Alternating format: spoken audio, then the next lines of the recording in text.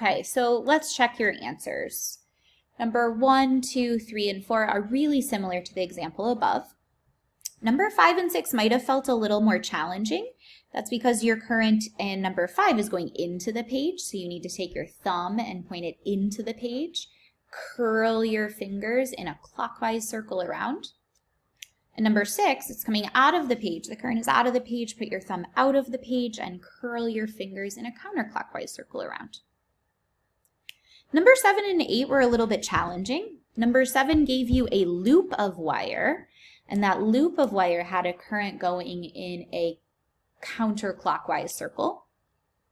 And so you had to kind of change the direction of your thumb as you went around the circle, noticing that you're always going into the page on the outside of the circle and coming up through the center of the circle with your fingers out of the page, or a dot, on the inside of the circle.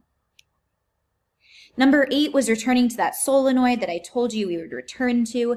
Because we now know the direction of the current through each of those coils, we can determine the direction of the magnetic field using our curl right-hand rule.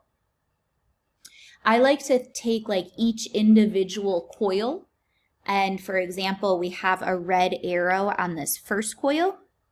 Put my thumb in the direction of that arrow, the current, and curl my fingers around. You'll notice that inside the solenoid, you have it going from right to left, which then must mean that this is kind of like our north end and our south end, thereby creating essentially a magnet just by having coils of current-carrying wire. Kind of cool. This is a bit tough to teach through a lecture where you can't see me and making all of my weird hand motions for curl right-hand rule.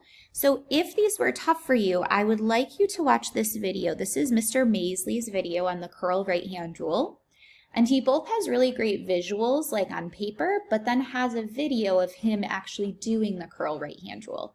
So that might help you out just visualizing and getting comfortable and used to these. I'd like to finish up today by talking about the interaction between field lines. And when I say between field lines, I really mean between magnetic field lines. Now, just as before, when you have opposite magnetic field lines, you're going to get an attractive force. And when you have like magnetic field lines, you're going to get a repulsive force. Should remind you of bar magnets, should remind you of electric fields. So we're seeing a common theme here, opposites attracting, likes repelling. Let me show you what I mean by this. Let's say that we have 2 current-carrying wires. In this case, they're parallel to each other, so it's drawn that both of the currents are straight up. I want to know what these 2 wires are going to do next to each other. I'm going to focus on wire number 1 first. I'm going to put my thumb in the direction of the current, and I'm going to curl my fingers around to find the direction of the magnetic field that's created by the current. I'm noticing that it's going into the page on the right side and coming out of the page on the left side. I'm going to now do the same thing for wire number 2. I'll use a different color here.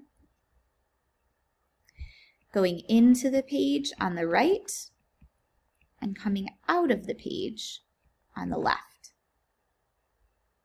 Now, of course, I've only drawn right next to those wires. I could extend this magnetic field quite far out.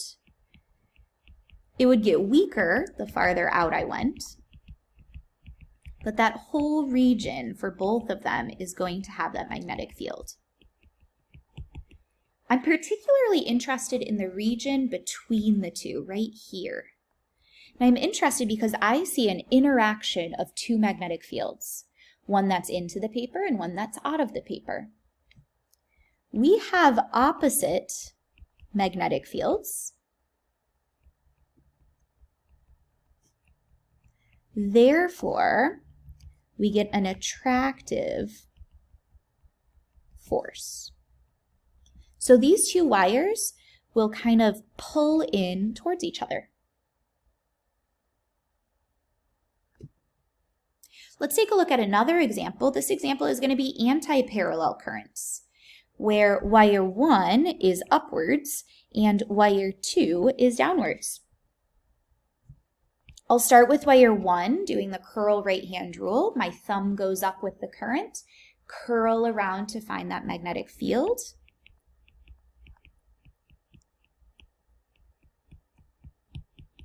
I'll extend that out. I'll do the same curl right-hand rule for current number 2, but this time my thumb is going down, the current is downwards. I'm noticing that on the right is now dots, being a little messy.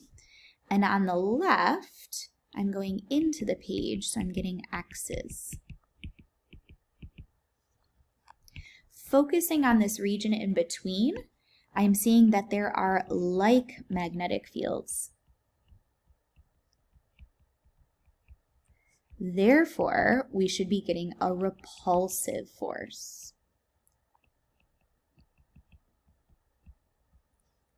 Meaning that wire 1 is going to try to go this way, and wire 2 is going to go this way.